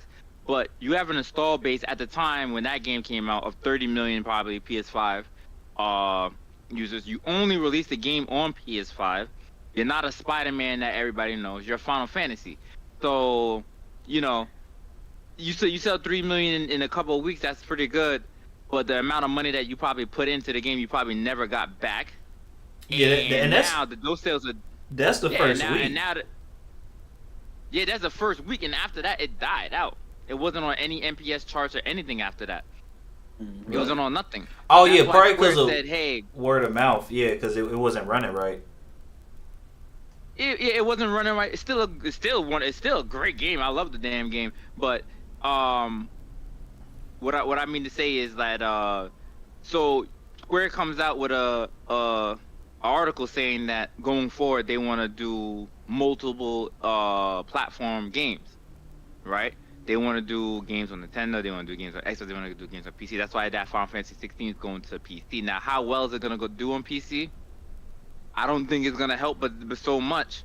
At least half a million. You know, at least 500,000. But at $60-$70 on PC, I think it'll be $60 on PC because usually Steam is $60. I don't know, but to put it on PlayStation Plus, this boosts PlayStation Plus's library in their what's the word I want to use? Game selection. That way, more people will be like, hey, I passed on this game because I didn't want to pay $70. Now I will probably get into PlayStation Plus because I want to really play that game. Mm-hmm. That's the strategy they're trying to use. It's a strategy that they should have used for Concord too. But now they put it on there, and it just didn't sell good enough. It didn't sell good enough. So we'll see what it sells on PC, but that's not gonna help us so much. And going forward, I'm pretty sure Square, unless acquired by Sony, Square is gonna start doing multiple console releases for every game that they put out from now on. Yeah, I everybody that played Final Fantasy 16 say they like it. I do think that it should be on.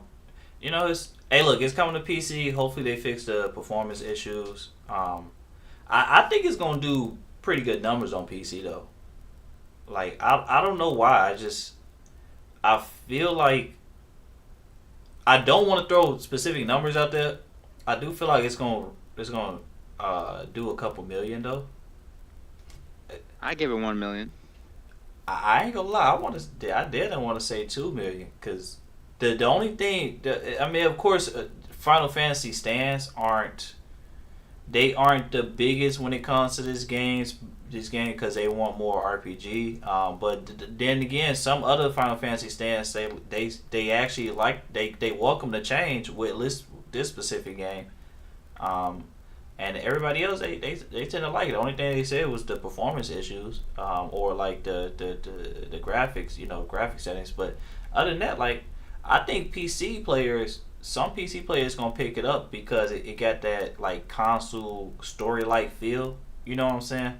Mm-hmm. And most of Final Fantasy players are on console. So this gonna be like for kind of almost a newer audience, really. Yeah, but that's not gonna. Square does a lot of when Square makes a game, it takes a long time to come out. Just like Naughty Dog takes a long time to come out. They probably developed this game for a while. Just like they did with Final Fantasy, they had to break up Final Fantasy 7 into 3 different parts. With Final Fantasy 7 Remake 1, then they did Rebirth, and then now we got the last part. They had to do it like that because the development costs and with the story they want to tell. And if you play the game, you can tell they milked the shit out of the damn game. I don't know if you ever played Final Fantasy 7 Remake, the first one. I didn't play Rebirth yet. But they milked the shit out of it because they're trying to get as much money as they possibly can. What Square really needs to do, right? They already milking Final Fantasy 7. And that comes on us as gamers because for years and years and years and years, since PS3, I think PS3 they had a Final Fantasy 7 remake trailer, correct? I think they had that like way back then. Final Fantasy 7 remake trailer on PS3. Us the fans wanted this. Us the fans wanted this game. We wanted a remake for this game with the upgraded graphics for years, and we just getting it now, right? So you're milking it. You're milking Final Fantasy 7. I promise you this though, like not Final Fantasy 16, but if you was to remake this game right here, Final Fantasy 8 remake, and put that on PS5, but like as one game, not like breaking up into different pieces, That would sell. That would sell. That would help Square out a lot. Okay. I don't know if any of y'all played any of the older Final Fantasies, but Now I'm new to to remake those. I'm new to Final Fantasy. Like I started playing them with the new combat, style. Yeah, Final Fantasy 7 remake. Yeah. Yeah. So like I want that Crisis Core. I'm gonna get to that. And 16 everything, 15. There's so many freaking games. But yeah, I just want the performance to be better on 16. PS5 Pro, I bet you it'll be better on that. I hope so. I really hope so. If it is, I'm playing it like I'm playing through these games. Y'all know me. Like I don't care about how the game look. I just want it to perform well. Black Myth Wukong isn't the best performing game, and it's not the best looking game on console. Like I'm fully aware. I don't need to boot it up on PC and then boot up a console to know that this game isn't the best looking or best running game on you know what I'm saying, that it could be. Like I can tell just by playing it on console. You know what I'm saying? Like, change the settings and stuff like that. It could have been so much better, but I'm still playing it because it's not giving me the performance issues that Final Fantasy 16 had. And I still played like halfway through Jedi Survivor, and I noticed some performance issues with that too, but it was still playable to me. Black Myth Wukong is still playable to me. So I'm continuing my journey with that, but I do think that the PS5. Forget it. We can go into Black Myth Wukong and the PS5 talk right now. We might as well, right? The cream of the crop, because I'm real. First on let's talk about the PS5 Pro. Let's just get into it. Let's get into the PS5 Pro, and then we could talk about the other games afterwards. The PS5 Pro, I do feel like is needed, because it's two sides of the coin to me with this. The PS5 Pro, right? One side of the coin is that games really just need to be more optimized, point blank period, because there's y'all have heard me say this countless times. I know people on this podcast probably tired of me hearing this, but the PS5 itself is some tech that can be used so much more effectively. Of course, yeah, PCs are so much more upgraded now, and they're gonna continue to upgrade. Like, technically speaking, the PS5 is outdated when it comes to PS5. I mean, when it comes to PC tech. But at the end of the day, as a console, there are so many things that these developers be doing with these consoles. It's so much power that they get out of these consoles when it comes to the games that they develop for these consoles, that, to be honest with you, it doesn't matter where PC is at currently. The PS5 in general the developers can do so much more with the PS5 in its of itself. The PS5 in general. But the PS5 Pro, I do think is needed. One, because not everyone needs it. You don't need to go out and buy a PS5 Pro. No one does, literally. So the standard console is still viable. So there's no point of not putting a PS5 Pro on the market.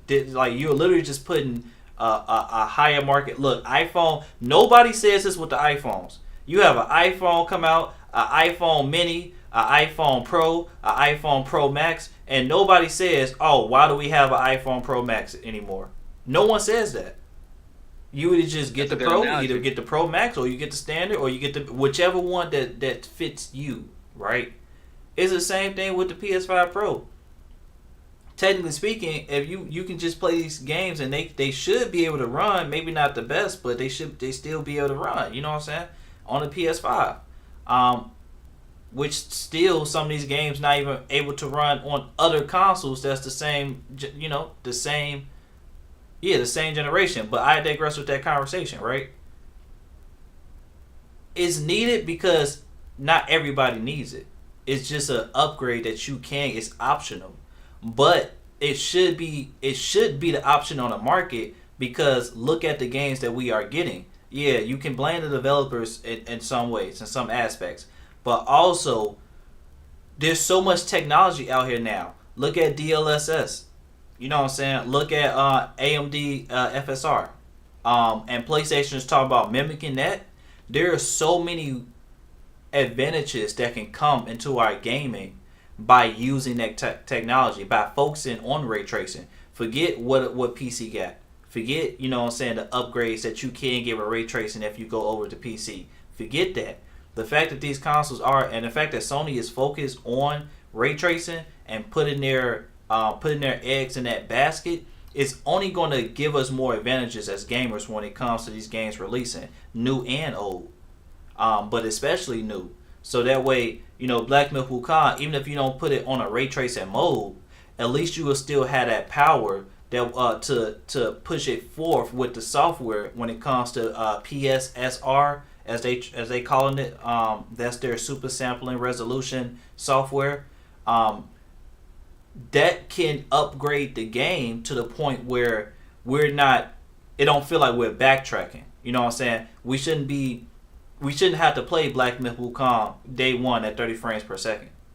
You know what I'm saying? To get the most optimized, you know, setting of the game. We shouldn't have to play Star Wars Jedi Survivor freaking 3 months later because we waiting on the developers to optimize the game when you could just have the hardware pushing the power, and no matter how well optimized the game is, we got the software in our systems to push that game to the point where it feels like it's optimized. You know what I'm saying?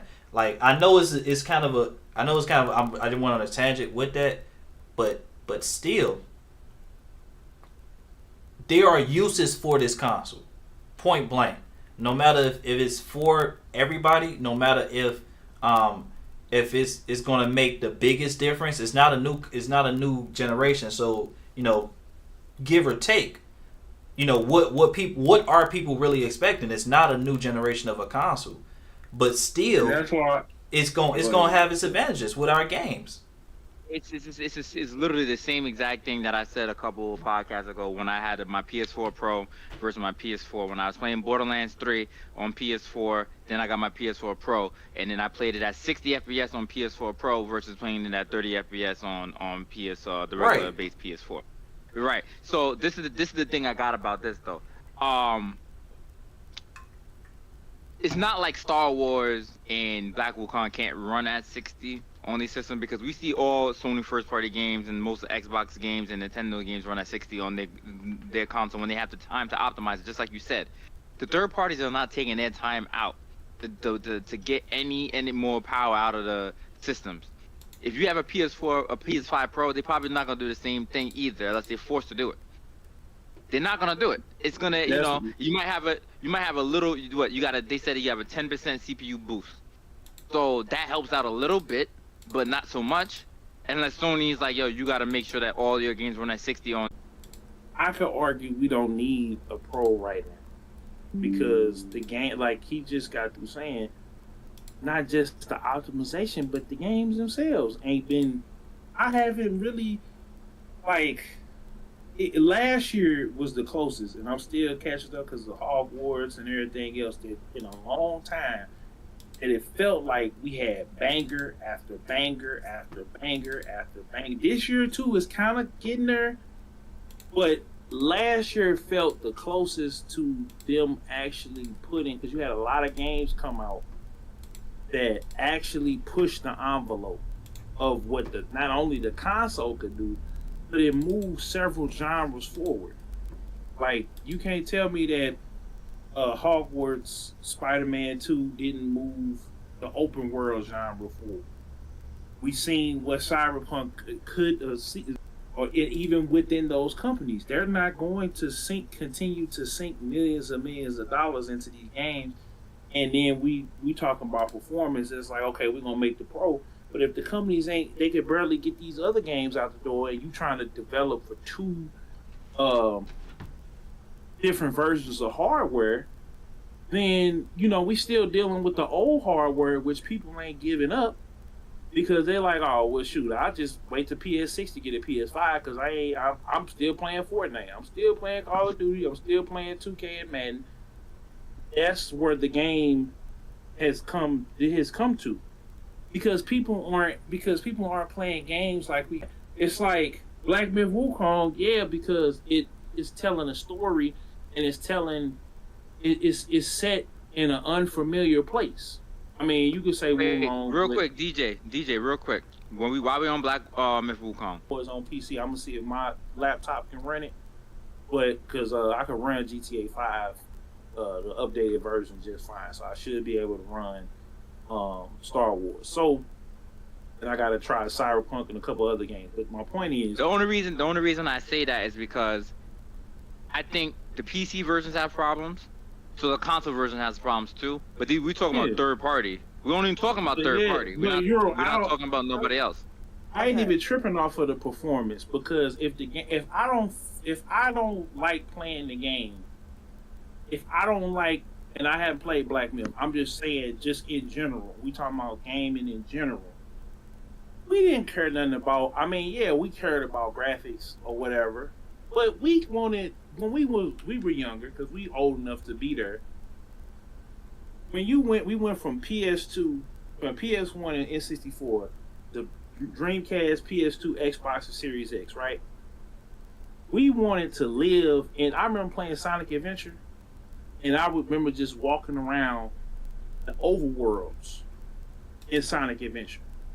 And in the actual levels, I would go and just look. What's another one? GTA. We went from GTA, San Andreas, the 3D trilogy, the 4, the 5. I still find myself every now and then booting up GTA San Andreas and just driving around that neighborhood. You see what I'm saying? Like Kingdom Hearts. I've played that game over and over and over again. I haven't played it in the last few years, but I played it a few times. Prince of Persia. I played that game 7 times trying to figure out how to unlock the original Prince of Persia. You see what I'm saying? Why do you think a PS5 PS5 Pro is not needed though? Because if the games is not captivating the audience, right? It's not getting people to put down Call of Duty, Madden, 2K. Black Myth Wukong did. I mean but that's one game. That's one game. They didn't show a whole bunch of gameplay. They showed enough to get your beak wet. But when they dropped that, people couldn't wait to get their hands on it, and the gameplay itself was amazing. What about Hogwarts Legacy? That's another one. Hogwarts Legacy, it leaked. Remember, it leaked. They leaked it because at first it was gonna get shelled, but it got leaked. And what about Cyberpunk? One of the biggest things. And I played Cyberpunk day one on PS4 Pro. That was not it. Like I put it down because I was on console. It was bad, bro. Unless you had and I had it on PlayStation and it PS5. I played it on PS5 because I had it. It was decent. And on PS5, yes. Yes, it was decent, and the game was actually pretty cool. But like we said, when they opened up, it didn't stick the landing because they didn't have time, or they just skipped it to keep it in the oven longer. Because you know why? They wanted to keep them people. They wanted to keep the developers there because they signed a deal with Warner Brothers. If it had just been CD Projekt Red and they was gonna bleed money or go into debt, cool. But none of these companies, they want to get bought and sold by a bigger company, so it's not risking their money and go back to the money. I ain't gonna lie. DJ Killzone, this is what we was talking about. We was just trying to say PS5 Pro and be able to take advantage of the TVs and stuff that has come out. But if the games ain't there, you literally just buying it for the performance. You're not buying it because this PS5 Pro version is going to be so much more enticing or so much more it's gonna open up more features. It's gonna open up more of the world, or whatever the case may be. Like, they could do that. Like, as we seen for Pro. The gimmick was what? 4K, right? That was a gimmick. That's what they wanted to use. They wanted to say, hey, because PS4 regular was 1080p. Then he wanted to say, hey, you got a 4K TV. We're gonna use PS4 Pro to be able to use your system 4K on the 4K, whatever. Right. So this the new gimmick with PS5 Pro is not, because everybody has 4K TVs now, right? We all have 4K TVs, correct? Pretty sure we all have 4K TVs. Yeah, I think Debbie has one. I'm pretty sure everybody got 4K TVs. So that's not the gimmick anymore. The gimmick now is from what I know, is ray tracing. They really want ray tracing in it. I don't notice a difference between ray tracing and not. Just it looks better. It runs better, right? I need to get Red Dead too, and we need to go on sale because this looks crazy on PC. However, if the gameplay, we on the gameplay podcast now. GTA 5, I like GTA 5, the story. I like GTA 4. I like Red Dead, right? I want to sit here now. That's gonna make me get lost in this world that I've already been in. So DJ Killzone, right? Black Myth Wukong, Star Wars Survivor, and Cyberpunk. None of those games you feel like you want to be invested in? That's a handful of games, Fred. We talking about the field. We ain't talking about the creme. That's the cream of the crop.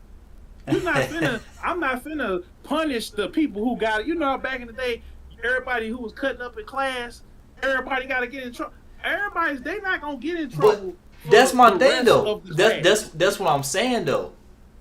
We are expecting these specific games, right?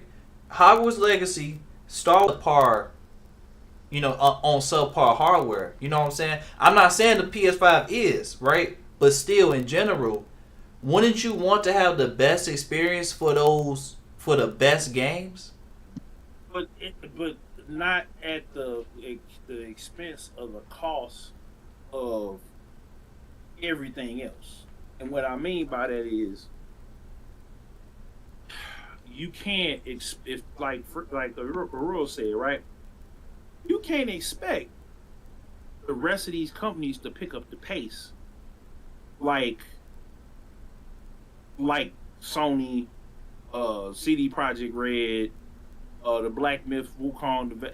You can't expect that to be able to take. So just for 4 or 5 games, I can get a PC for that. You know what I'm saying? It's you not ain't getting a PC for $500, $600. No. But yeah, because you did say the expense too. But see, the thing with the PC is I could spend that same amount of money and buy the graphics card and put it into the PC. Now I haven't built one, but I'm just saying, if you spend the time for the regular person, yes.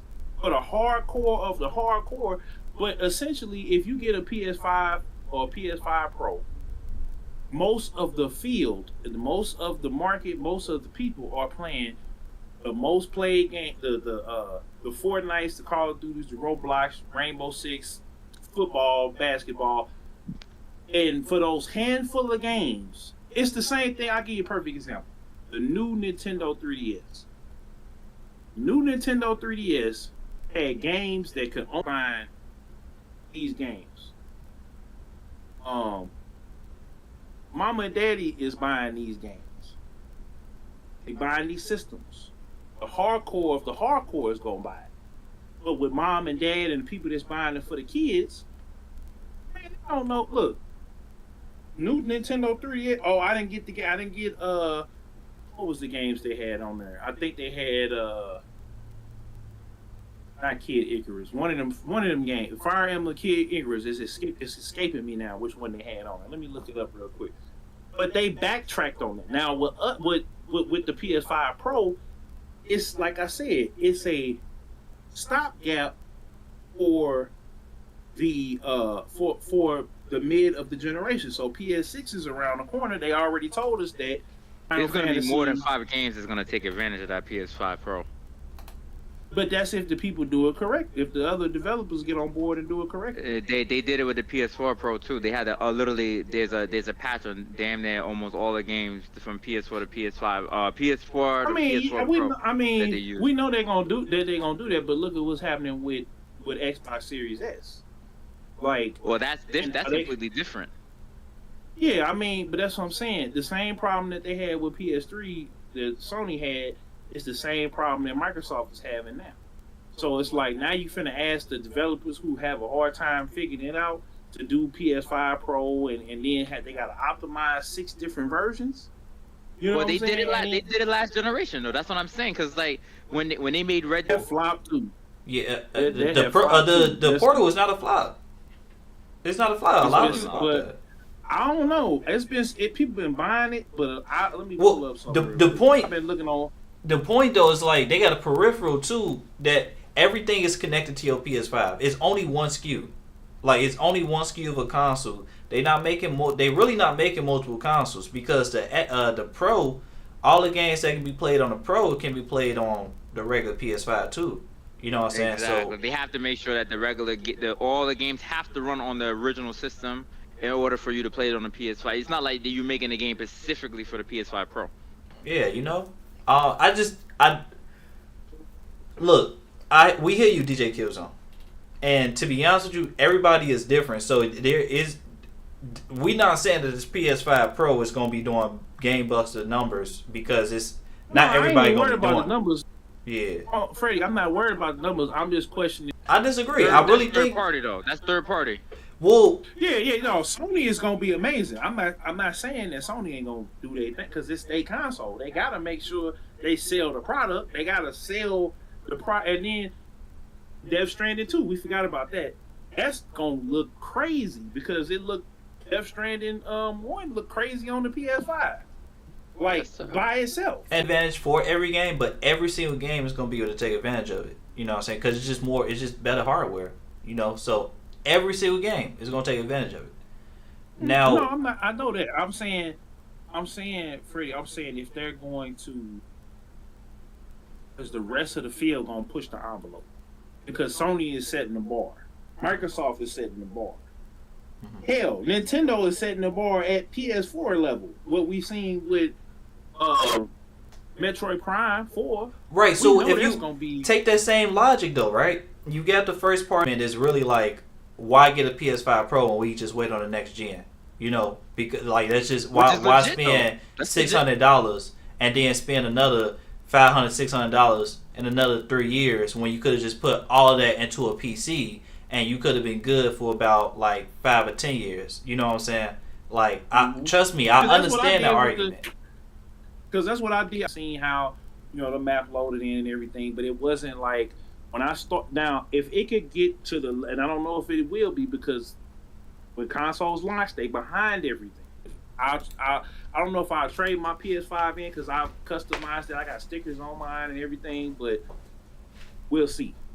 You should have brought that PS4 Pro Spider-Man edition, man. That shit fire. Yeah, I seen a couple of them in a while for mad cheap for like a couple $100. I'm thinking about it. Yeah, you should have brought that. You should have brought that. Go ahead, Debbie. Debbie sitting there. I'm bored. You touched in on. We have the man argument. I'm playing. While y'all was doing that, I was playing Fall Guys. I zoned out and let y'all do y'all thing. But yeah, Ubisoft has asked a bunch of Star Wars Outlaw PS5 players.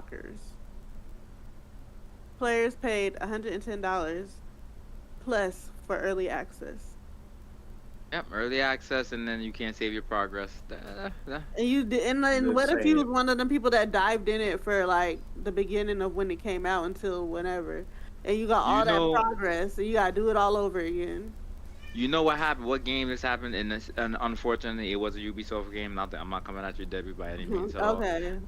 But it was Division 2. I got like very far in Division 2, and I lost all my progress. Like.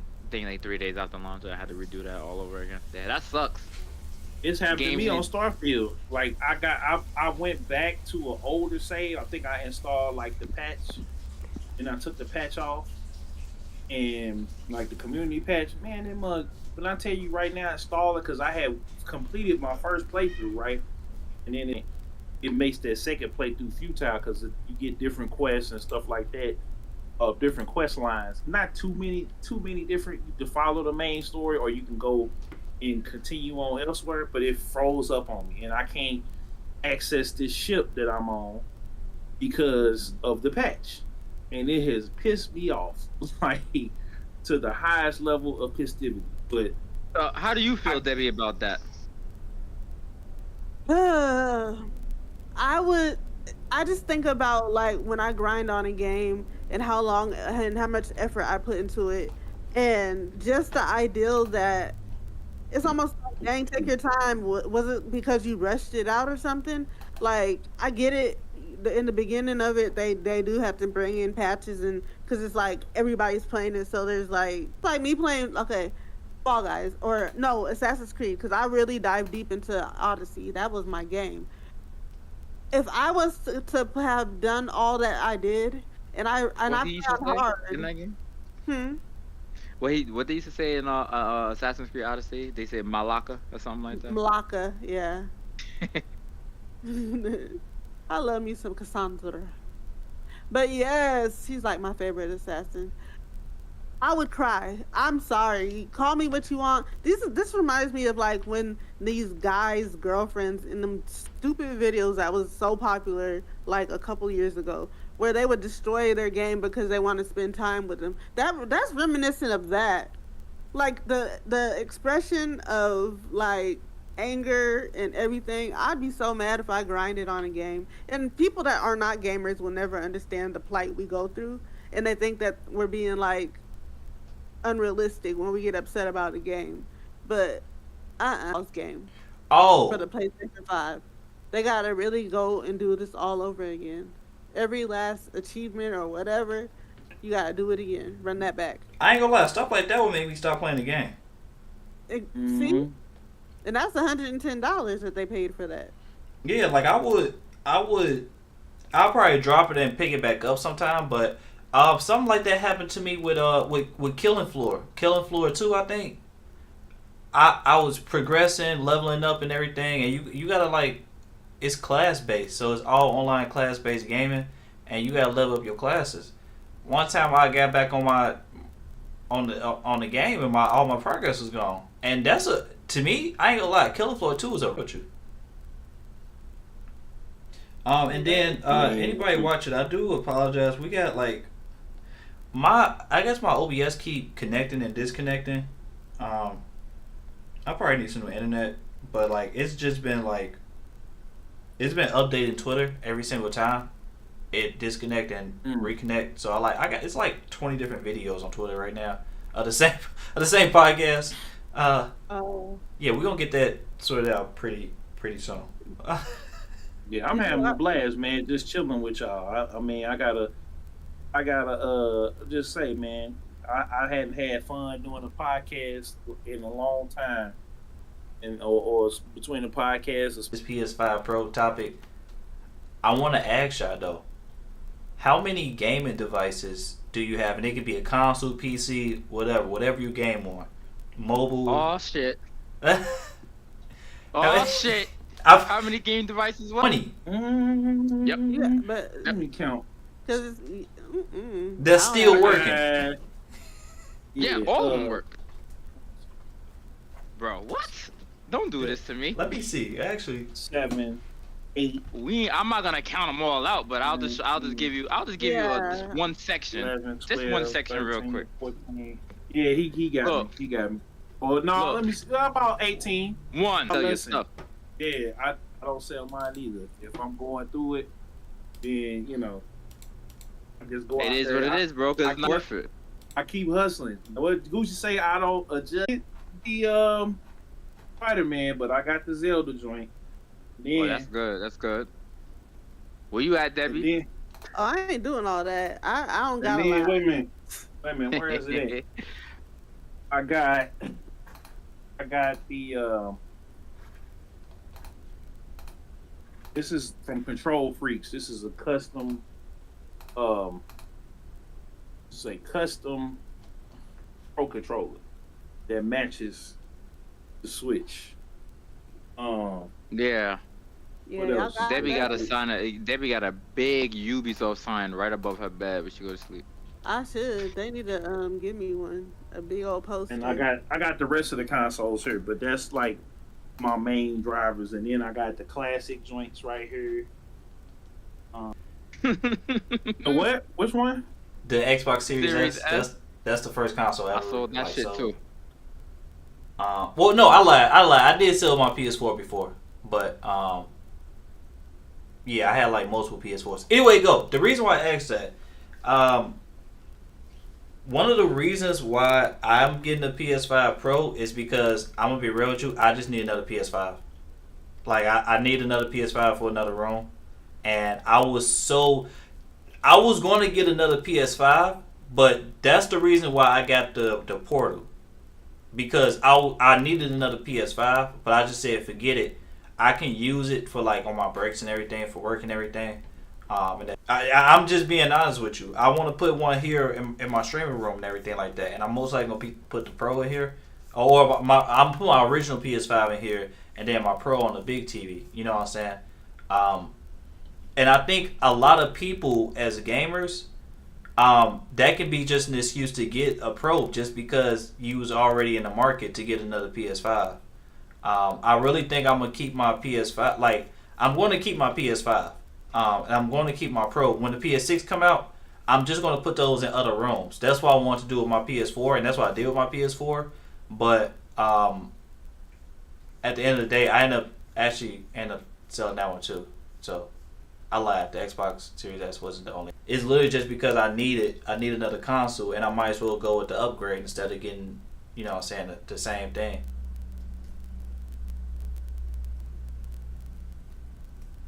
So did you already discuss, since you was talking about predecessors before? Did you talk about the new skin? Yeah, Yeah, I did that already. Okay, just making sure. Mm. Cause I should have knew you was gonna boost that I one was, up. you know what? When I was doing the co-stream for the game, for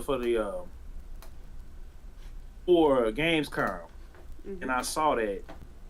We talked about that, the business, and I appreciate it, even with Nordic, with THQ. Like, I know Saints Row wasn't everybody cup of tea or whatever.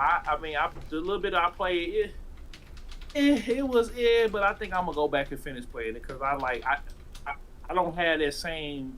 Saints Row, you talking about the one that just came out for PS5? Yeah. I felt like I liked the combat, but the open world was kind of trash.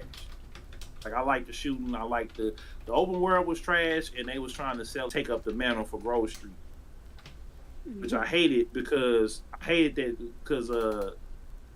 ain't gonna say I hated it. I was kind of disappointed that Young Melee character just either recast it or just have the lore there because it just makes sense because he got the different time periods and the different eras. Like, keep the eras, keep everything cohesive, and let us, 5 to me. I wouldn't say it was better than San Andreas, but the only thing I would say is I don't like the online.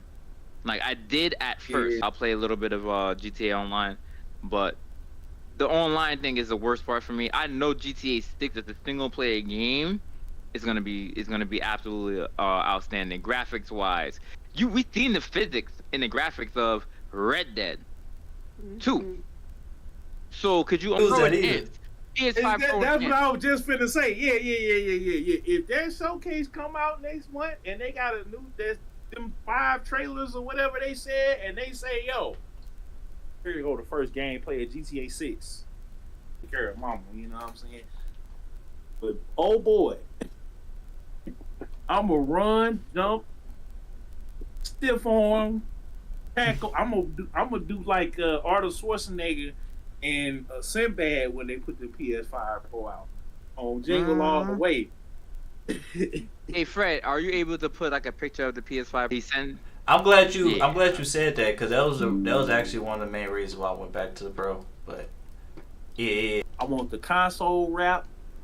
I want the HDMI cord. Pulls up the PS5 Pro concept art or whatever it's supposed to look like, the leak images.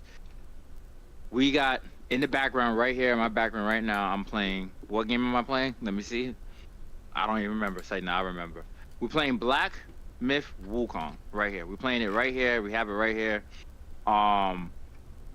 So from the notes, how are we feeling about the game? And there was something else that he wanted to say about it. Which was the Sony deal. That's what I was getting at.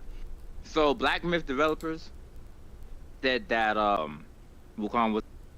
It's you know, it's I ain't gonna say it's not worthy to play the game where it's at, or don't play the game. Like these companies, you can't say that though. No, I am, because this is what I'm saying. This is why I'm saying it. It's because, and that's why I keep saying I keep plugging this book, the Console Wars book. These companies have meetings and backroom deals and all of this stuff that we'll never know about. But this conversation right here, and it sound like no, they're not gonna do that. But then they wanted to undercut because they knew the state of the economy. They knew it was COVID, and they wanted to have a system that's $300, right? Oh, hey, you can buy a Switch for $300. Oh, but you can buy a Series S for $300. Now, Exactly. the specs on the Series S was way different as a PS4 Pro and a PS5. Like we said, like, you know, I mean, PS4. The base got what, 10 gigabytes? No, not 10. Hold on, let me see. It might be 10 or 8. Right. He'll look it up, but that background deal, I'm pretty sure they would have got exposed by now. I'm pretty sure they would have been like, hey, Sony gave us this money, you ain't getting this game right now. Or Sony would have gloated that this game is a PS5 timed exclusive. They probably would have did that versus being behind the scenes and being sneaky. Xbox One, the PS5 can't run a damn game at 60 FPS all the time. So how the hell are they gonna make the Series X and the Series S run the game at that? When the game gets optimized, they need to just do that, because this is not the first time this has happened. They gotta at the people who gonna spend money to go out there. You talk to the fans, and when you talk to the fans, just be straight up with them. So if it does get out, you don't have to keep giving an explanation. It's just like, it's like if you're doing the best that you can, and let's say you on hard times, right? Or you in a transitional period, or you to fail behind, or whatever. You don't have to keep telling people that you're doing the best that you can, because you literally doing the best you can. You could do more. You know what I'm saying? As long as you don't go backwards. You know what I'm saying? You can take an L. You might have to come back home. You might have to deals or whatever. I wouldn't even open my mouth to even say that. Because why? Like, I don't need to give y'all no explanation. Yeah. Like, Gigabytes difference. they need to put them out there for part, because the new Series S is a little bit more powerful. All that and putting that hard drive in there and say, no, we're going to beef this up and put that RAM in there so that we can minimize this Series S. If they got to pay $30 to get the new